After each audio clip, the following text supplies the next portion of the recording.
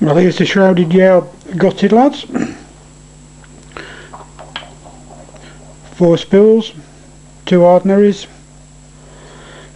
What I would say though is, because of all the hammer it's been having, this is getting a bit worn, and there's some burrs in here, look, catching,